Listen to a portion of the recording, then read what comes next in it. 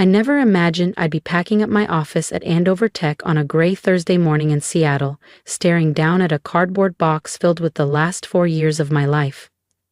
The sleek corner suite I had worked my way into, with missed holidays, sleepless product launches, and boardroom battles, now felt hollow, as if it belonged to someone else entirely. "You've got 30 minutes, Clara," said Benjamin Andover from the doorway, his umbrella dripping onto the polished floors.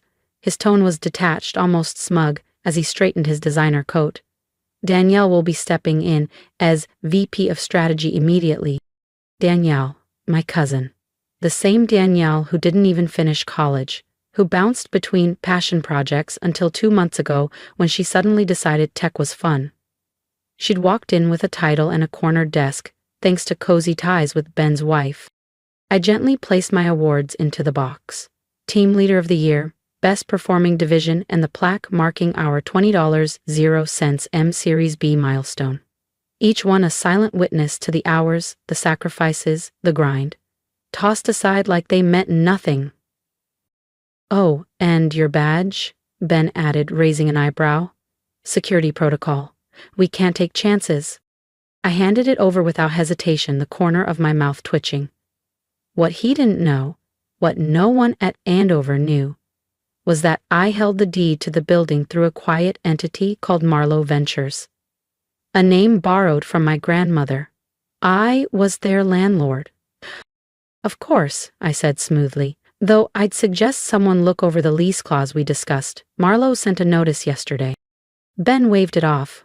"Danielle can handle it. She's better with people than you ever were." If only he understood. The clause wasn't about a rent review. It was the trigger, termination within 24 hours for any tenant found violating fair employment clauses, like, say, wrongful dismissal tied to nepotism. As I placed the last item into my box, a photograph of me at 14 standing with my grandmother in front of this building before renovation, I could still hear her voice.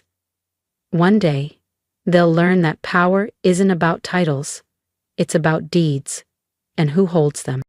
By 17, I'd mastered zoning law. At 26, I owned this address. And now they were standing on my ground. By 21, I'd founded Marlowe Ventures using the inheritance my grandmother left me. And by 24, I owned the building that Andover Tech now leased, offering them a competitive rate, not because I needed their money, but because I always knew a day like this would come. "One more thing," Ben Andover said as I picked up my box. "The severance package we discussed? The board thought it would be better allocated as part of Danielle's signing bonus." He tilted his head, mock sympathy barely disguising his smugness. "I'm sure you understand. Family first, after all." Family first. I'd heard that phrase so many times it was practically a lullaby. When Danielle needed help paying off her credit cards, my parents drained my college fund. When she totaled her Audi and needed a new one overnight, I was told to be grateful I even had a bus pass. And when she decided she wanted my job, our parents called to gently remind me how selfish it would be to stand in her way. "Of course," I replied, brushing past him. "Family first." The elevator ride down was silent, but my thoughts moved quickly. By now, my attorney, Naomi, would have received my green light. The paperwork was ready. The eviction notice would land on Andover Tech's legal desk by sunrise, citing a breach of the lease's ethics clause, wrongful dismissal with documented evidence of nepotism, targeted rumors, and a hostile work environment. I had the receipts. Every word, every meeting, every whisper. In the lobby, Danielle stood with Elaine Andover, perfectly poised in a tailored blush blazer. Danielle smirked as if she'd won. "Glad you're clearing out," Elaine sneered. "Danielle wants to redesign the entire floor. Your taste was cold." Danielle gave a sheepish shrug. "I'll take care of things, Clara. I promise." I stepped back when she reached for my arm. "Just like you took care of the narrative, right?" "Oh, don't be so dramatic," Elaine said, rolling her eyes. "It's just business." Just like it wasn't personal when Danielle hinted I was emotionally unstable. Just like it wasn't personal when she spread lies about me flirting with clients. Just business. "You're right," I said, my voice calm. "It is just business."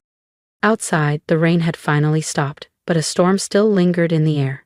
I placed my box in the back seat of my silver sedan. Not flashy, not new, but mine. My reflection in the window didn't show defeat, it showed ownership. I didn't look like someone who had been defeated. I looked like someone who was about to win. My phone buzzed with a message from Naomi. All documents signed, notice will be delivered at 9 a.m. sharp. I typed back one word, proceed. As I drove through the quiet streets back to my modest home in West Seattle, I thought about what tomorrow would bring. Ben's face when he realized Andover Tech had just 24 hours to vacate their headquarters. Elaine's reaction when she discovered their trusted landlord was the woman they dismissed without a second thought. And Danielle, when she realized her shiny new office would be off limits before she had time to hang a single frame diploma. But mostly, I thought of my grandmother's voice. Real power doesn't come from the tallest tower. It comes from knowing the land underneath it is yours. When I pulled into my driveway, there was nothing flashy to suggest I owned one of the city's most valuable commercial properties. Just a small, quiet home, a carefully tended garden, a mailbox with my name. Another buzz. A message from Danielle. No hard feelings, right? You get it's just business, family brunch on Sunday? I didn't reply. There would be time for brunches and excuses later. For now, I had a job to do. Inside, I stepped into the real control center, my home office. This wasn't the sleek space I'd just been forced to leave behind. It was better. It was real. Here sat the deed to the building, the founding documents of Marlowe Ventures, and the binders, color-coded, indexed, of every shady meeting, every whisper of favoritism, every HR complaint brushed under the rug. I opened my laptop. First, an email to all Andover Tech employees, scheduled for 8:55 AUME. Please be advised that due to unforeseen circumstances, all staff are to work remotely until further notice. Building access will be suspended starting at 9:00 AM. Next, the press release.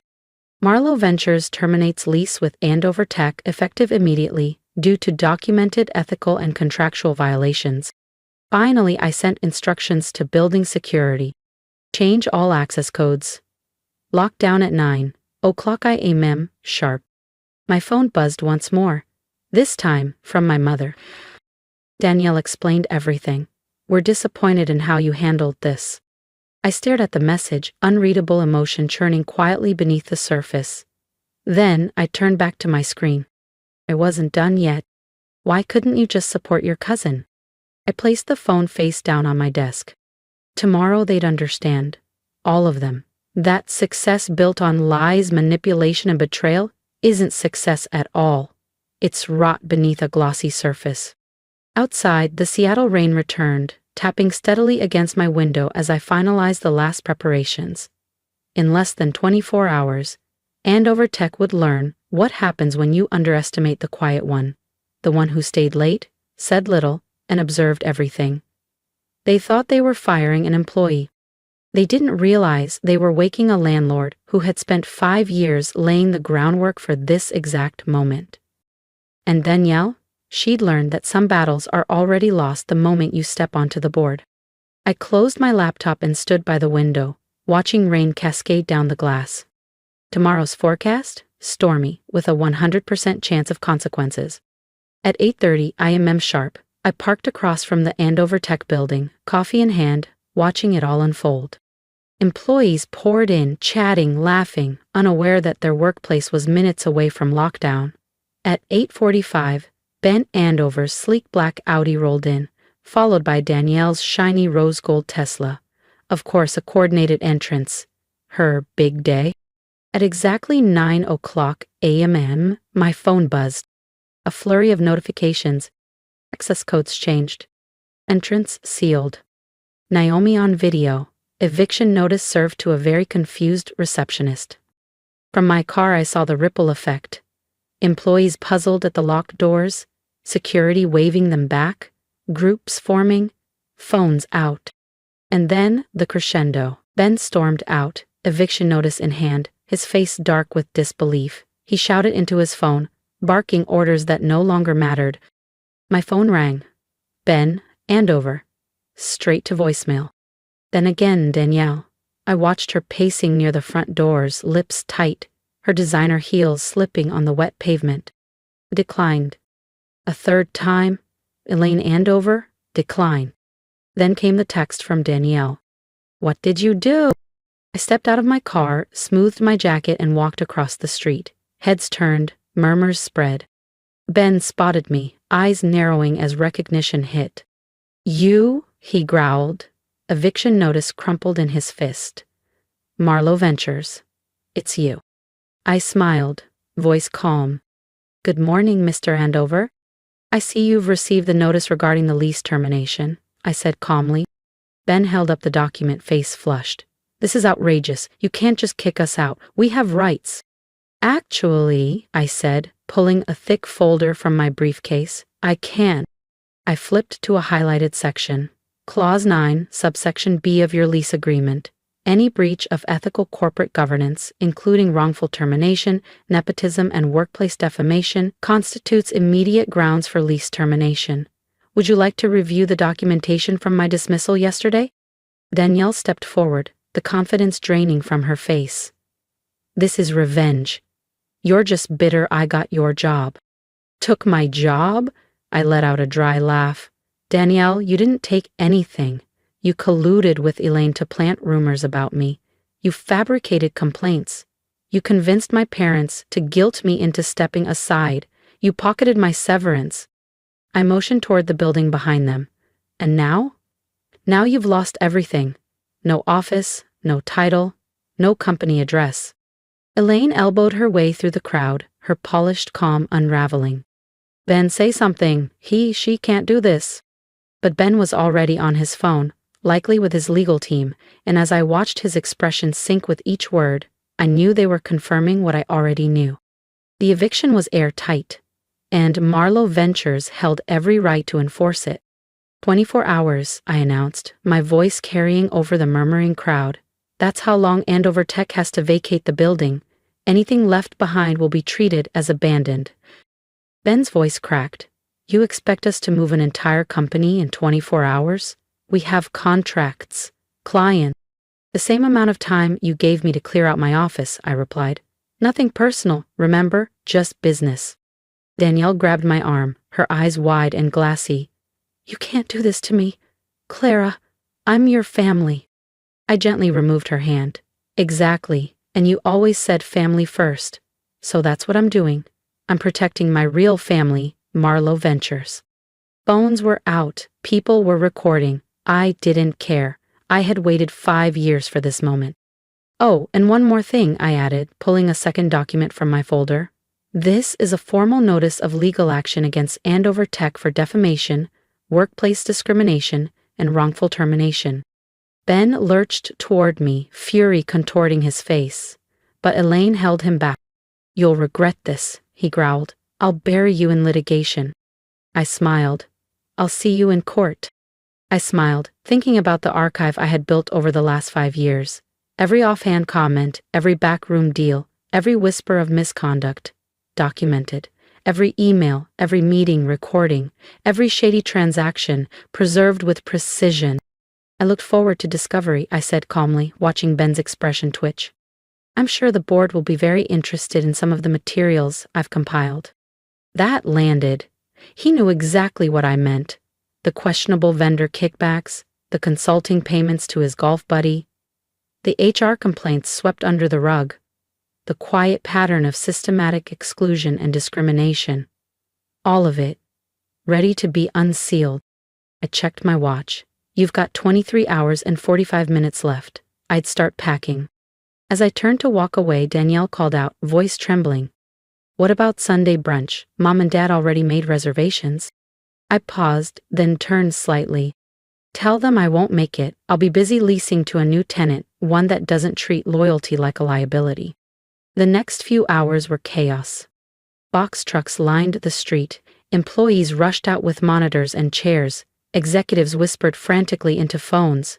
I watched the entire spectacle from Naomi's office across the street, where we were already receiving offers from new tenants. By midnight, Andover Tech was mostly cleared out. I returned to what had been my office. Danielle hadn't even taken down my framed vision board or the founder's quote of the month. I stood by the window watching Seattle's skyline glow in the night. My phone buzzed endlessly. From Mom, how could you betray your cousin like this? Dad, we didn't raise you to be vindictive. Danielle, you've destroyed everything.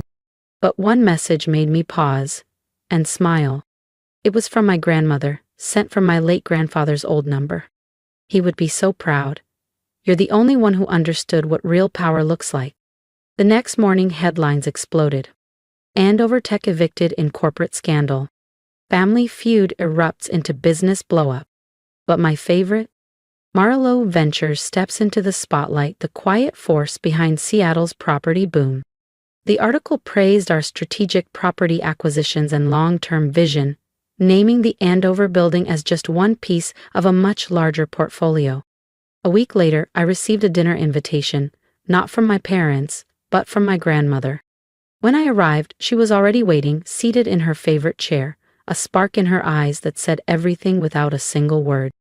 Your grandfather kept a journal, my grandmother said, handing me a weathered leather notebook.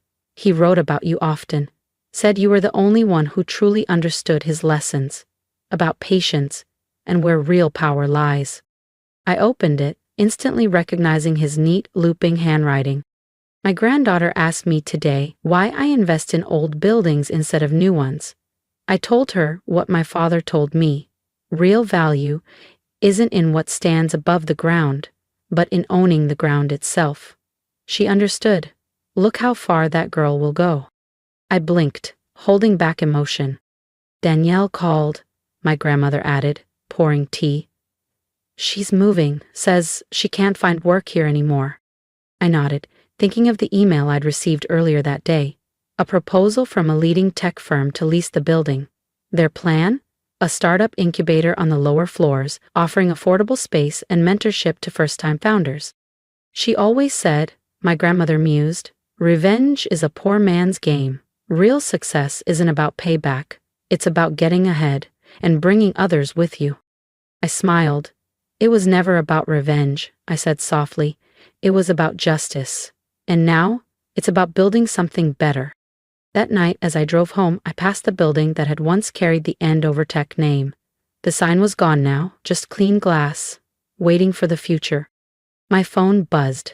A message from Danielle, her first in weeks that wasn't defensive or bitter. I get it now. What you built, what it took. I'm sorry I tried to take it from you.